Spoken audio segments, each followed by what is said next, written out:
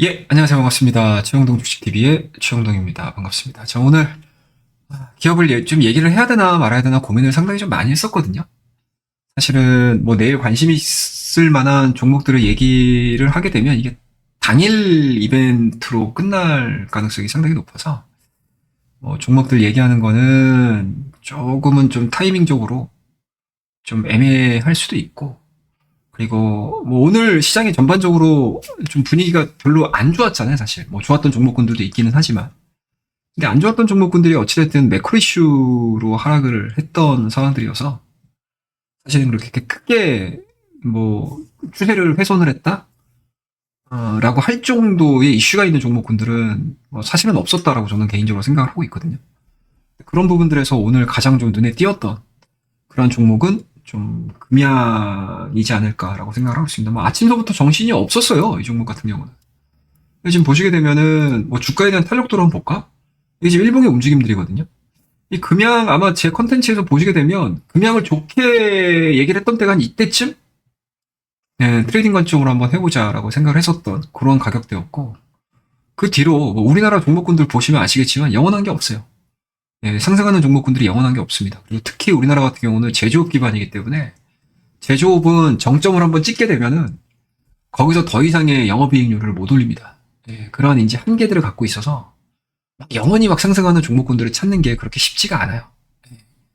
더더군다나 이 2차전지 관련 종목군들 당연한 거고요. 예. 근데 수많은 우리 투자자분들께서 이게 거의 뭐 신도분들도 많으시죠, 그죠? 그리고 이제 이 배터리 교주들 그리고 예하부대 그 장성급 이런 사람들 가스라이팅을 너무 세게 해놔가지고 지금 1년 반 동안 아주 이제 고통의 시간을 보내고 계신 분들이 너무 많아요. 제 주변에도 많은 것 같아요.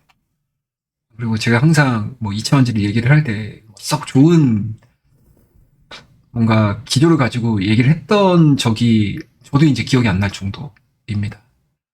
근데 뭐 저도 언젠가는 매수를 하기는 하겠죠. 제가 이거는 항상 우리 2차원지 얘기를 할 때 늘 밑밥으로 깔고 하는 얘기거든요. 저도 매수는 하긴 할 거예요, 언젠가는. 예, 저도 이제 우리 회원님들과 우리 가족분들과 좀 매매를 하는 타이밍들이 오기는 올 텐데 지금은 적어도 최소한 아니다라는 거죠. 그리고 2024년도 한 해 동안에도 마찬가지로 2차원지는 가급적이면 손대지 말자. 이런 얘기들을 상당히 좀 많이 했었죠. 물론 이제 중간중간에 올라올 때 뭐 트레이딩을 했었던 시기도 있기는 했지만 그게 이제 말 그대로 이제 스윙 투자 관점이었기 때문에 장기적인 포지션 쪽에서 아직은 바닥을 진하게 논할 수 있는 상황들은 아니다라고 생각을 하고 있습니다. 아직까지는 그래요. 물론 이제 제 생각이 바뀌고 나서 이 업황이라는 게 뭐 언제나 뭐 이렇게 바닥을 아예 기는 경우들은 없거든요. 어느 순간 되면 이제 이 급락했었던 부분들이 스탑이 걸리기는 해요. 그 안에서 이제 박스권을 움직이면서 갈 거냐 아니면 치고 올라갈 거냐. 이거에 대한 관점인 거죠.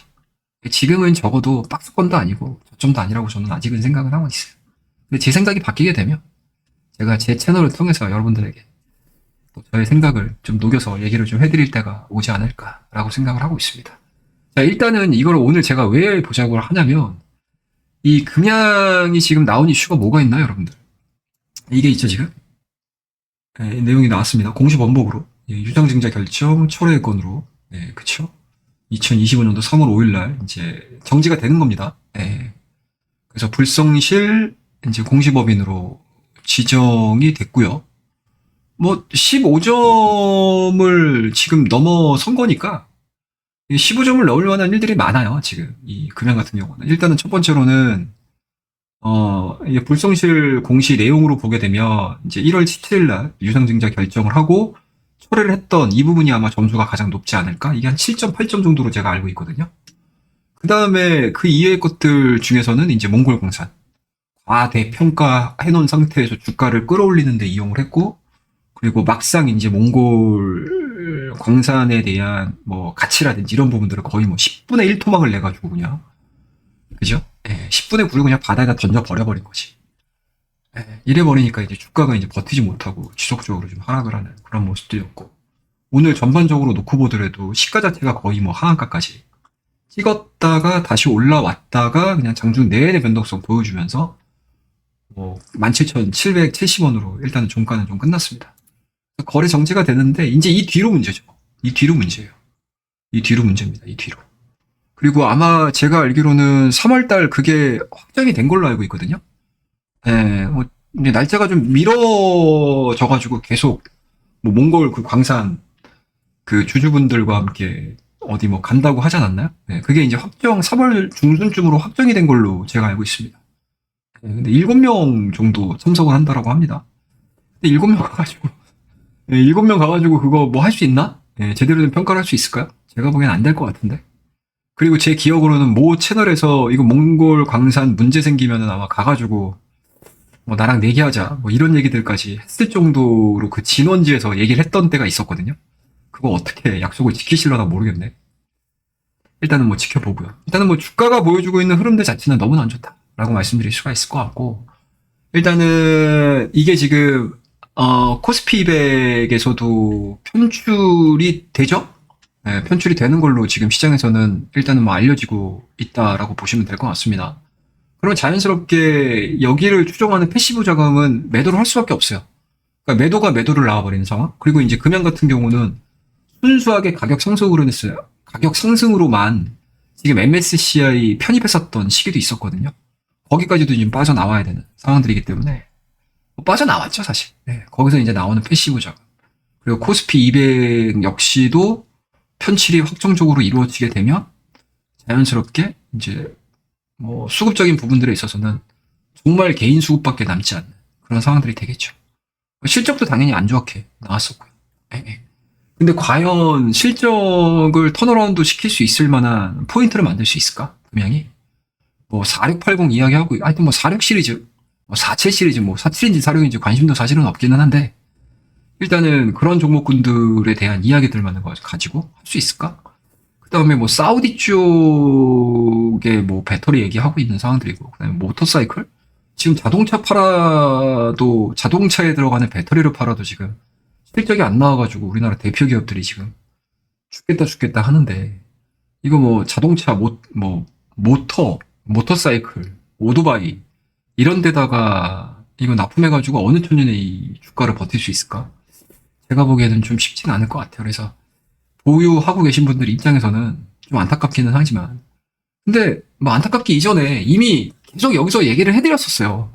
그리고 우리 채널뿐만 아니고 아마 많은 그 정말 이천지에 대해서 제대로 고민을 하고 제대로 생각을 하고 가스라이팅을 안 하려고 그러니까 사실 그대로 전달을 하고자 하는 많은 분들이 이 금양에 대한 이 문제점들을 계속 강조를 해서 얘기를 했어요.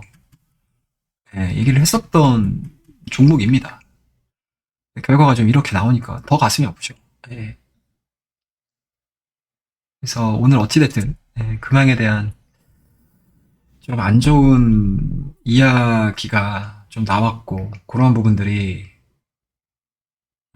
불성실 공시 법인으로 지정이 됐다라는 거 그리고 그 이후에 나아질 수 있을 만한 스토리들을 찾는 게 쉽지 않은 그런 상황이다 라는 거를 다시 한번 가지고 계신 분들께 좀 알려드리기 위해서 이렇게 짧게 영상을 좀 찍어보도록 하겠습니다. 그래서 거래 정지되고 나서 그 다음에 거래가 될 때 시장에서 어떻게 반응을 할지 한번 좀 같이 좀 지켜보면서 좀 겸허하게 받아들이셔야 되는 부분들은 분명히 있을 거라고 저는 생각을 하고 있습니다. 그래서 좀 안타깝지만 이렇게까지 진행이 될 걸 많은 분들이 예고를 했음에도 불구하고 현실화가 되니까 참 막상 좀 이렇게 좀 걱정 좀 하셔야 될 것 같습니다. 좀 주의를 좀 하셔야 될 것 같습니다. 라고 얘기를 했던 저 역시도 그때 욕을 먹더라도 좀 더 강하게 얘기할 걸. 좀 더 강하게 얘기를 할 걸. 이런 후회가 들 정도로 좀 안타까운 일들이 좀 벌어져서 오늘은 금양에 대한 이야기를 이 정도까지 마무리 짓도록 하겠습니다. 오늘 이야기는 이 정도로 해서 마무리를 하고요. 다음 콘텐츠에서 웃을 수 있는 이야기로 또 찾아뵙도록 하겠습니다. 감사합니다.